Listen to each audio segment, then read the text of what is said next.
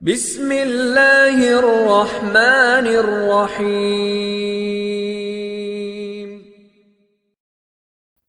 السلام علیکم عزیز طلباء اور طالبات، دار ارقم اقبال ٹاؤن کیمپس میں خوش آمدید۔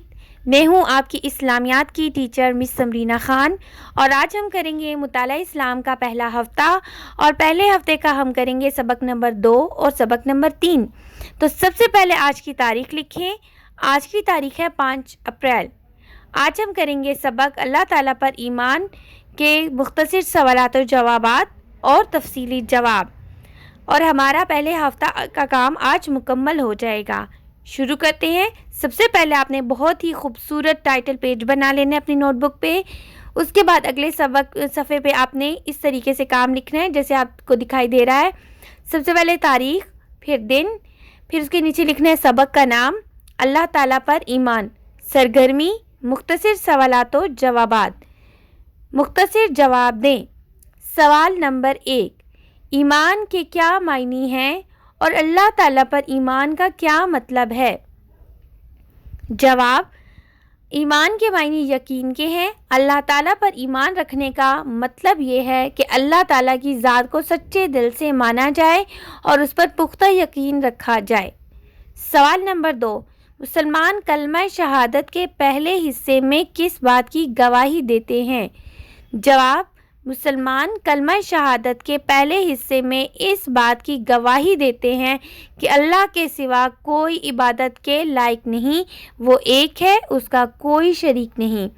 سوال نمبر 3، قرآن مجید کی کس آیت میں اللہ تعالیٰ نے بارش کا نظام واضح طور پر بیان کر دیا ہے؟ سورت کا نام اور آیت کا نمبر لکھیں۔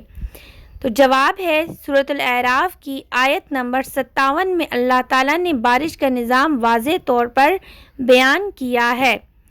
یہ تو تھے آپ کے مختصر جواب، جو 3 ہم سوال کر چکے ہیں۔ اس کو آپ نے اسی طرح خوبصورت لکھائی میں لکھنا ہے۔ اب ہم کریں گے سوال نمبر 4۔ قرآن مجید کی کس آیت میں اللہ تعالیٰ نے ہمیں پینے کے پانی پر غور کرنے کا حکم دیا ہے؟ سورت کا نام اور آیت کا نمبر لکھیں۔ جواب، سورۃ الواقعہ کی آیت نمبر 68 اور 69 میں اللہ تعالیٰ نے ہمیں پینے کے پانی پر غور کرنے کا حکم دیا ہے۔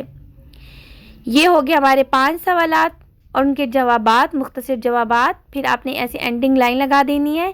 اس کے بعد ہم کریں گے تفصیلی جواب۔ تفصیلی جواب میں پہلا سوال ہے، عقیدہ توحید سے کیا مراد ہے؟ جواب، عقیدہ توحید سے یہ مراد ہے کہ اس بات پر یقین رکھا جائے کہ اللہ تعالیٰ کا کوئی شریک نہیں ہے، کائنات میں کوئی اس کی برابری کرنے والا نہیں ہے، صرف اسی کی عبادت کرنی چاہیے اور اسی سے مانگنا چاہیے۔ اگلا سوال ہے سوال نمبر 2، عقیدہ توحید کو دل میں پختہ کرنے سے انسان کی زندگی پر کیا اثرات مرتب ہوتے ہیں؟ جواب، عقیدہ توحید سے فکر و عمل اور شخصیت میں نمایاں تبدیلیاں رونما ہوتی ہیں۔ یہ انسان میں انکساری، پرہیزگاری، وسعت نظر، اطمینان، سکون، استقامت اور بہادری کا جذبہ پیدا کرتا ہے۔ بیٹا، عقیدہ توحید سے ہماری پوری زندگی پہ بہت ہی اچھی تبدیلیاں اور اثرات مرتب ہوتے ہیں۔ اگر دل میں عقیدہ توحید پختہ ہو جائے تو انسان کی زندگی بہت اچھی ہو جاتی ہے، پرسکون ہو جاتی ہے، انسان کو زندگی کی حقیقت سمجھ آ جاتی ہے، اور انسان کے دل میں اللہ تعالیٰ سے محبت کا جذبہ مزید بڑھ جاتا ہے، اور دین اسلام پر عمل کرنے کا جذبہ بھی پیدا ہوتا ہے، اور اللہ تعالیٰ کی فرما برداری کرنے کا بھی جذبہ پیدا ہوتا ہے۔ ہر وہ کام کرنے کا شوق پیدا ہوتا ہے جس کا حکم اللہ تعالیٰ نے دیا ہے۔ اب ہم کریں گے سوال نمبر 3، اور یہ ہے دور آب کا نظام۔ دور آب کے نظام کی وضاحت کریں کہ بیٹا یہ ہم نے کلاس میں بھی کر لیا تھا، اور پچھلے سبق میں بھی میں نے آپ کو دوبارہ سے کروا دیا تھا، اب اس سوال میں بھی آیا ہے تو اس کو دوبارہ سے پڑھ لیتے ہیں۔ سمندروں، دریاؤں، نہروں اور ندی نالوں کا پانی سورج کی حرارت سے بخارات بن کر بلندی کی طرف چلا جاتا ہے اور بادلوں کی صورت اختیار کر لیتا ہے۔ جب یہ بادل ہوا میں تیرتے ہوئے کسی زیادہ ٹھنڈی جگہ پر پہنچتے ہیں تو ان میں موجود پانی کے ننھے ننھے قطرے ٹھنڈے ہو کر ایک دوسرے سے مل جاتے ہیں۔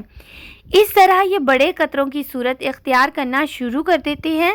پھر جب یہ قطرے ہوا سے زیادہ وزنی ہو جاتے ہیں تو بارش کی صورت میں زمین پر برسنے لگتے ہیں۔